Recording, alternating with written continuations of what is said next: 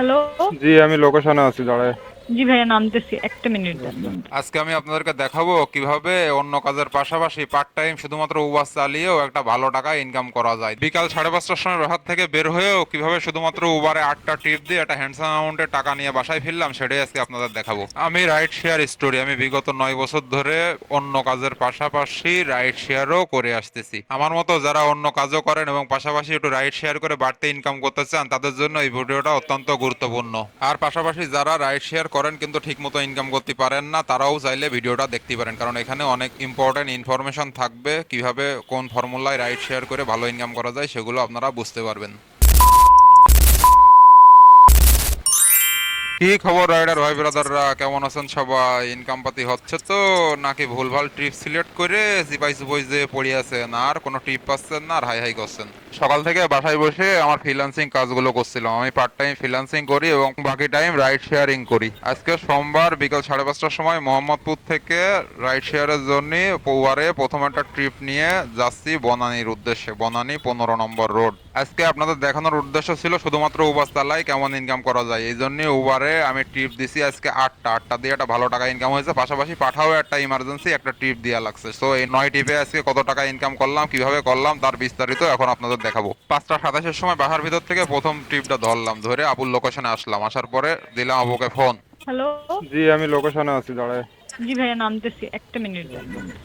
উবারে একটা সুবিধা আছে, উবারের ম্যাক্সিমাম যাত্রীগুলো অনেক ভদ্র হয়, ওয়েল এডুকেটেড হয় এবং তাদের ম্যানার বিহেভিয়ার সবকিছুই থাকে অনেক ভালো। তো তাদের নিয়ে রাইড শেয়ার করলে মুডটা ভালো থাকে, মুড খারাপও তারা করে না। পাশাপাশি উবারের যাত্রীরা একটু স্যাটিসফাই হলে একটু টিপসও দেয়, ভালো পরিমাণ টিপসই দেয়। আপুর বিহেভিয়ার অনেক ভালো ছিল, যে আপুকে ফার্স্টে উঠালাম উনি খুব ভদ্রভাবে কথা বলছিল এবং খুব শান্তভাবে বসেছিল। রাস্তায় তেমন একটা জ্যাম ছিল না, আমরা খুব ধীরে সুস্থেই চলে আইছি বনানী 15 নম্বর। সো আপুকে এখানে নামালাম, ভাড়া আসলো 160 টাকা। সময়ও বেশি লাগেনি, মাত্র 33 মিনিট সময় লাগছে, 9 কিলোমিটার রাস্তা। সো এটা ভালো ভাড়া, দিনের শুরুতে ভালোই হলো। পরের যাত্রী পিক আপ করছি, এই যে ভাইরে পিক আপ করবো এখন। এই ওভারে আপুরের সাথে সাথে নামানোর পরই চলে আসছিল এই ভাইয়ের কল। এই দেখেন, এই যে ভাইয়ের পাশেই ছিল, বাইরে মেসেজ দিয়ে আমি ভাইয়ের লোকেশনে চলে আসলাম। কল টলার দেইনি, ডিরেক্ট মেসেজ দিয়ে ভাই আস্তে আস্তে ভাইয়ের লোকেশনে চলে আসলাম। 2 মিনিটের ডিস্টেন্সে ছিল। এখন বাইরে নিয়ে রওনা দিচ্ছি। ভাই যাবে মহানগর হাউজিং প্রজেক্ট। গুগলে যখন ম্যাপে দেখালাম তখন ম্যাপ আমাকে দেখাচ্ছে ঘুরোই দেখাচ্ছে, ঠিক আছে, 10 কিলো রাস্তা দেখাচ্ছে, কিন্তু ভাড়া দেখাইছিল কম, যার কারণে আমি আমার রাস্তা দিয়ে বিকল্প রাস্তা দিয়ে এখন যাচ্ছি। এই দেখেন গুলশান 1 নম্বর সিগন্যাল, ওই যে ভাই পিছনে বসে আছে দেখেছেন, কত জ্যাম, ব্যাপক একটা জ্যাম খাচ্ছি এই জায়গায়। কারণে জ্যাম হওয়াটাই স্বাভাবিক। সো সিগনালে অপেক্ষা করা ছাড়া উপায় নেই। সো দাঁড়িয়ে দাঁড়িয়ে অপেক্ষা করছি। আর দেখেন আপনাদের গুলশান 1 নম্বর সিগন্যালটা দেখায়, যারা চেনেন না দেখেন কত সুন্দর, দেখেছেন বিল্ডিং গুলো কত সুন্দর। এই জায়গাটা খুব আলো ঝলমলে এবং হেভি সুন্দর দেখায়, আমার খুব ভালো লাগে গুলশান 1 আর গুলশান 2 এর সিগন্যাল। যাই হোক ভাই, অনেক সময় অপেক্ষা করার পর সিগন্যাল ছেড়ে দিয়েছে। এখন ওই যে গুলশান 1 থেকে পুলিশ প্লাজার সামনে দিয়ে ওই দিক দিয়ে চলে যাব মহানগর হাউজিং প্রজেক্ট। ওই দেখেন আমাদের রাইডার ভাই বেরা যারা দাঁড়ায় আছে যাত্রীর জন্য, দেখেছেন গুলশান, বনানী, বসুন্ধরা, বাড়িধারা, হাতির ঝিল, এই জায়গাগুলো খুব ভালো লাগে। হাতির ঝিলের আশেপাশে যেগুলো রাস্তাটা অনেক তেল তেলে, রাস্তাগুলো খুব সুন্দর, চালায় খুব মজা পাওয়া যায়। কত কত মানুষ এখন সব অফিস শেষ করে বেরোইছে। ওই দেখেন কত কত ভাই, সবাই এখন বাসার দিকে যাবে, সবাই এখন বাসায় ফেরার অপেক্ষায় আছে। অফিস আওয়ার শেষ। ওই দেখেন পুলিশ প্লাজা, পুলিশ প্লাজার সামনে দিয়ে যাচ্ছি। পুলিশ প্লাজা শপিং মলের এখানে অনেক কিন্তু ওই যে কত ভাইরা দাঁড়ায় আছে দেখেছেন। এখানে কিন্তু প্রচুর কন্টাক্ট রাইড পাওয়া যায়। সো এই কারণে এখানে সব ভাইরা দাঁড়ায় থাকে।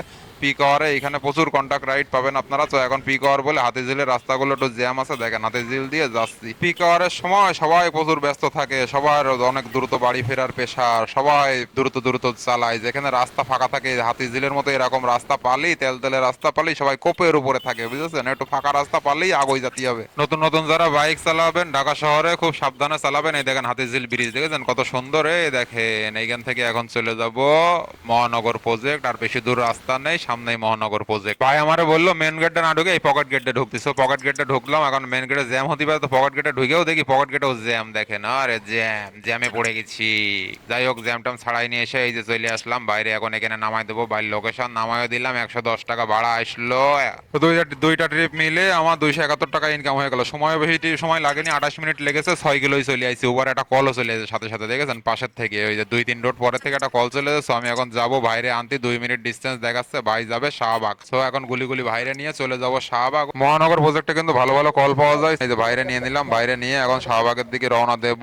এখন চলে যেতে হবে। ভাইয়ের সাথে অনেক গল্প গুজব হলো বুঝেছেন, পার্সোনাল অনেক বিষয় নিয়ে। ভাই জিজ্ঞেস করলো ভাই আপনি কি ব্লগ করেন, আমি বললাম হ্যাঁ ভাই ব্লগ করি। কিছু কিছু যাত্রী আছে খুব সহজে আপন করে নেয়, এই যে সে আর একজন ভাই, ঠিক আছে, খুব মজারে। দেখেন কত রাইডার ভাই তারা দাঁড়ায় আছে। এখন মহানগরের গেট দিয়ে এই যে বেরোবো, বেরোয় হাতিঝিল দিয়ে কুপাতে চলে যাবো। হাতিঝিলের এই রাস্তাটা এই সন্ধ্যের সময় যা লাগে না, একেবারে পুরো লাল লাল আলো জ্বলছে। দেখেন গাড়ির লাইট গুলো কত সুন্দর দেখাচ্ছে। নতুন যারা রাস্তাঘাট চেনেন না, বাইক চালান, তারা এই যে ভিডিওটা ভালো করে দেখেন, আজকে অনেক রাস্তাঘাট চিনতে পারবেন। এই দেখেন হাতিঝিল দিয়ে এখন চলে যাবো এই যে Moghbazar rail crossing. Moghbazar rail crossing পার হয়ে এই যে চলে আসলাম মগবাজার সিগন্যাল। মগবাজার সিগন্যাল থেকে এখন যাবো এই যে মিন্টো রোড দিয়ে চলে যাচ্ছি। এই সেই মিন্টো রোড, এখানেই ছিল ডিবি হারুনের ভাতের হোটেল। সো এই দেখেন মিন্টো রোডে যাচ্ছি। এই যে এখন সামনেই বাম পাশে ইন্টারকন্টিনেন্টাল হোটেল। সো এটা দেখতে হেবি সুন্দর লাগে। ইন্টারকন্টিনেন্টাল পাশ দিয়ে যাচ্ছি। এখন চলে আসলাম এই যে শাহবাগ। শাহবাগে যে হসপিটালের এখানে ভাই নামবে। দেখেন আমাদের কত কত জায়গায় যাওয়া লাগে। হসপিটালের বাইরে নামালাম, 116 টাকা ভাড়া আসলো, কিন্তু তার মধ্যে আগে একটা কল চলে আইছে, ঠিক আছে। এই যে দেখেন 118 টাকার একটা কল চলে আইছে, কিন্তু আমি কলটা ধরবো না, কলটারে কেটে দিছি। কেটে দিয়ে দেখেন 12 মিনিট লেগেছে, 4.41 কিলোমিটার। কি কোপের পরে আইসি জালি দেখেন। ওই যে এক ভাই বটল কুড়ে নিয়ে চলে গেল। দেখেন আমি একটু সামনের দিকে আগাই যাই, আগাই যে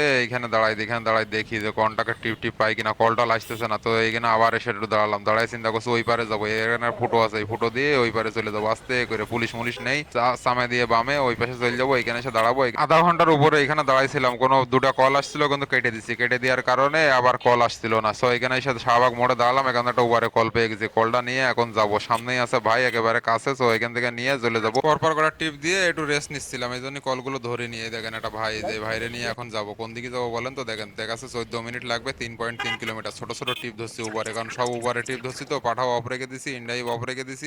আর ওই মিন্টো রোডের মোড়ে এখানে চলে আসলাম। দেখেন এখানে ওই মিন্টো রোডটা যাবো না, এখন এদিক দিয়ে বেলি রোডে যাবো। এই যে এদিক দিয়ে চলে যাবো বেলি রোড। বেলি রোড দিয়ে ওইখানে বাইরে নিয়ে চলে যাবো। দেখেন কত সুন্দর লাগতেছে রাস্তা এই রোডে।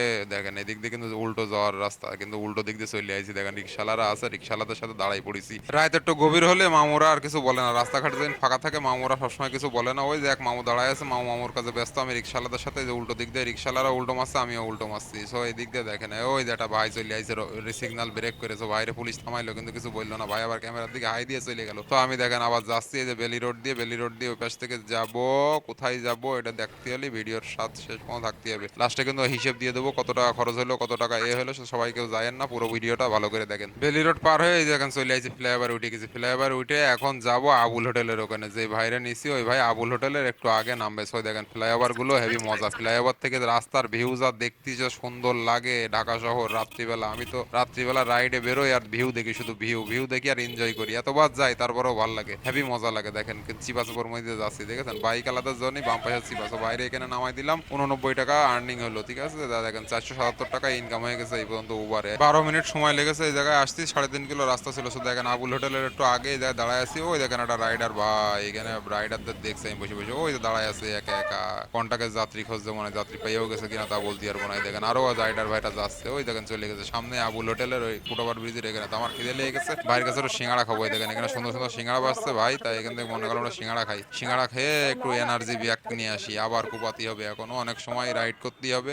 সিঙ্গাড়া গুলো অনেক মজা ছিল। 8টা বাজতে এখনো 10 মিনিট বাকি। সো এখানেও আমার 20 মিনিট চলে গেল। আগে দাঁড়াইছিলাম আধা ঘন্টা শাহবাগ, এখানে দাঁড়ালাম 20 মিনিট। তো 20 মিনিট পরে একটা কল আসলো। দেখেন 7টা 58 সময় কলটা রিসিভ করে ফেলেছে। উবারে পাশেই আছে, আবুল হোটেলের সামনে আছে। তো এই যে এখানে বাইরে খুঁজ দিছি, দেখেন কত কত রাইডার। এখানে আমার যাত্রী আছে, যাত্রীর লোকেশন এখানে দেখা যাচ্ছে। বাইরে নিয়ে নিলাম, বাইরে নিয়ে এখন মোহাম্মদপুরের দিকে যাচ্ছি। দেখেন কি অবস্থা রাস্তায়, বাইরে জ্যাম তেজগার। এই জায়গায় বিজয় সরণি ফ্লাইওভারে ওঠার মুখে ব্যাপক জ্যাম হয়ে রয়েছে। সো এখানে গুতোতি যাচ্ছি, বাসের পিছন পিছন সব বাইকাররা। দেখেন রাস্তার বাম পাশ ধরে চলে এইভাবে। নতুন যারা আছেন বাম পাশ ধরে চলবেন, ফ্লাইওভারের বাম পাশ ধরে যাবেন, একদম কুপাতি চলে যাবেন। বাম পাশের রাস্তা সবসময় সচল থাকে। সো জ্যাম থাকলেও কোনো সমস্যা না, আপনি যেতে পারবেন বেশিরভাগ ফ্লাইওভার দিয়েই। আর নতুন যারা আছেন তারা খুব সাবধানে বাইক চালাবেন প্রথম প্রথম, কারণ আপনারা অনেক কিছুই বুঝবেন না। দেখেন রাস্তার ভিউ দেখেন, দেখেছেন বিজয় সরণি ফ্লাইওভার দিয়ে এখন বিজয় সরণি সিগন্যালের এখানে যাবো। আগে এই রোডটা সামনে সিগন্যাল থেকে সোজা ছিল, কাটা ছিল, কিন্তু এখন এটা বন্ধ করে দিচ্ছে, দিয়ে ইউটার্ন ঘুরাইতেছে ওই সামনের থেকে। এখন ইউটার্ন নিয়ে তারপরে আবার বিজয় সরণির ওই সিগন্যালের ওইখানে যেয়ে তারপরে মোহাম্মদপুরের দিকে যেতে হবে। তো রাস্তা খুবই সুন্দর লাগছে আজকে। রাস্তা একটু ফাঁকা আছে, রাস্তায় টিপও কম।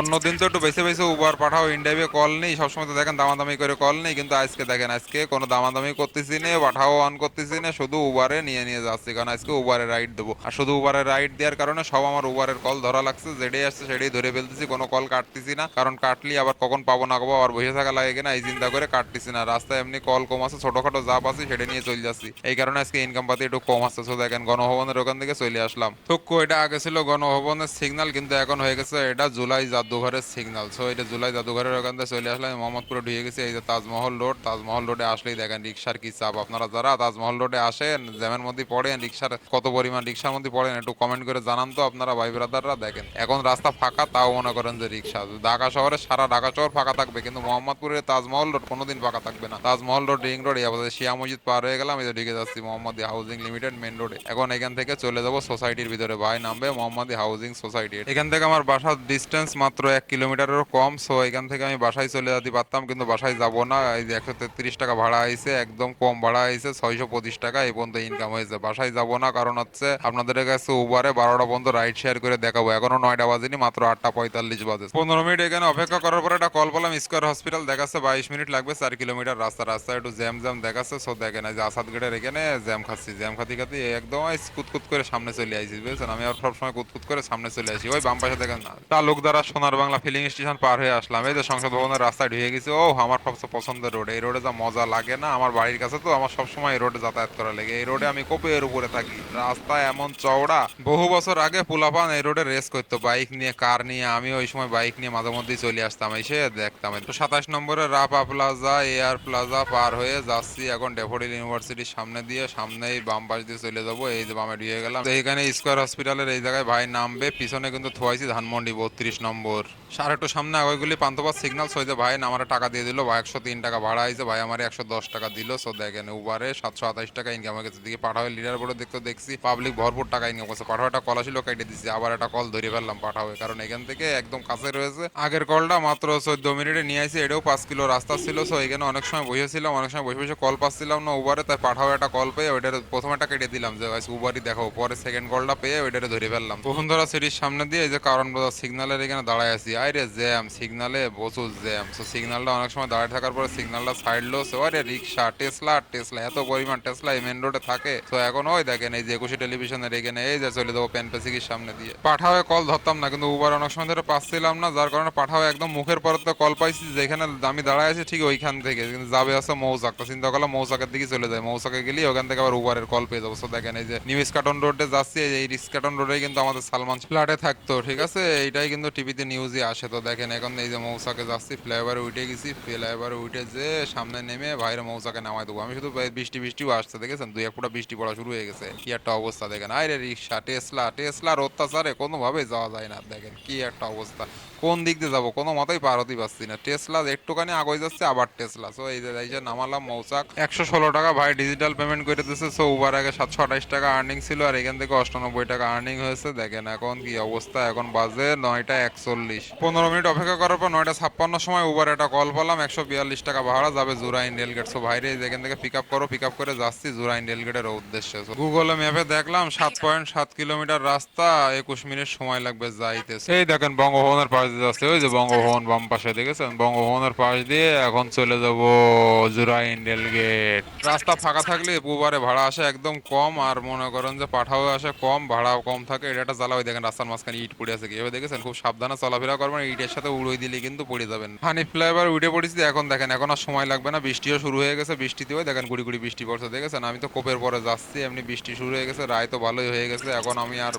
টিপ নেবো না, এই বাইরে নামাই দিয়ে এখান থেকে বাড়ির দিকে টিপ নিয়ে বাহার দিকে রওনা দিতে হবে। তো দেখেন টোল প্লাজার এখান থেকে 10 টাকা টোল দিয়ে দিল যাত্রী। সো এই সব টোল কিন্তু যাত্রী পরিশোধ করে।